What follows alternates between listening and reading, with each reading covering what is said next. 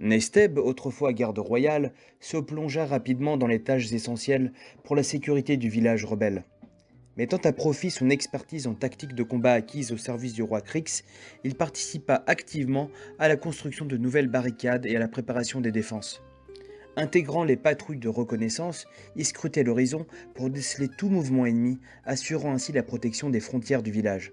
En outre, il entreprit la formation des villageois aux techniques de combat et à l'utilisation des armes, partageant ses connaissances pour renforcer la résistance du village. Bien que les rebelles aient accueilli Nesteb avec méfiance au début, son dévouement sincère et son engagement inébranlable envers leur sécurité les amenèrent à le considérer comme l'un des leurs. Sa loyauté envers le village s'exprimait également à travers sa protection vigilante envers Aristodée et les autres enfants, gagnant ainsi la confiance de la communauté. Neige, initialement réticente face à l'arrivée de Neige, initialement réticente face à l'arrivée de Nesteb en raison de son passé en tant que garde royale sous Krix, commença à reconnaître sa véritable nature. Elle observa sa détermination à préserver la vie des villageois et au fil des jours comprit que Nesteb était un homme dévoué.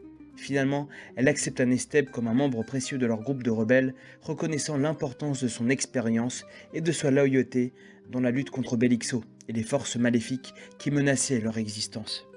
Anaïka et Aristodée s'étaient liés d'une amitié indéfectible, consacrant leur temps libre à assister Victorino dans ses responsabilités de berger. Leur journée était remplie de rires et de tendres moments passés à prendre soin des moutons, les nourrir et les brosser. Victorino, lui-même ravi de partager ces moments avec les enfants, trouvait une joie sincère dans leur compagnie. En plus des tâches pastorales, il leur enseignait l'art de reconnaître les plantes comestibles, ajoutant une dimension éducative à leur escapade champêtre. Pendant ces journées bucoliques, Victorino partageait ses expériences de Ganobie avec les enfants. Il évoquait son passé à Ralave, exprimant le sentiment de solitude et de perdition qui l'avait envahi après son départ. Cependant, grâce à la présence d'Anaïka et d'Aristodée, il avait trouvé une nouvelle raison de vivre. Les enfants, pour lui, étaient désormais ses petits-enfants, et il avait juré de les protéger et de les guider dans leur croissance. Vous savez, les enfants, je me suis senti perdu et seul après mon départ de Ralave. Mais vous m'avez donné une nouvelle raison de vivre. Vous êtes mes petits-enfants maintenant, et je ferai tout pour vous protéger et vous aider à grandir. On vous considère comme notre grand-père, Victorino. On est tellement heureux de vous avoir auprès de nous.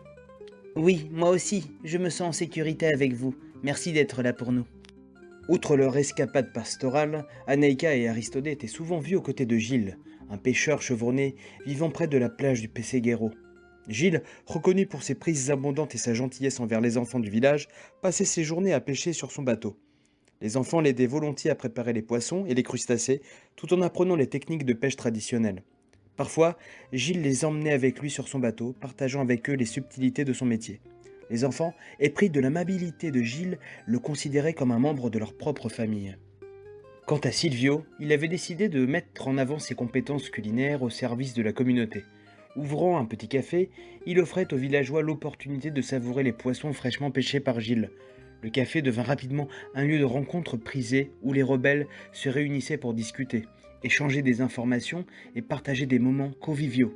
L'établissement de Silvio devint ainsi le cœur palpitant de la vie sociale du village.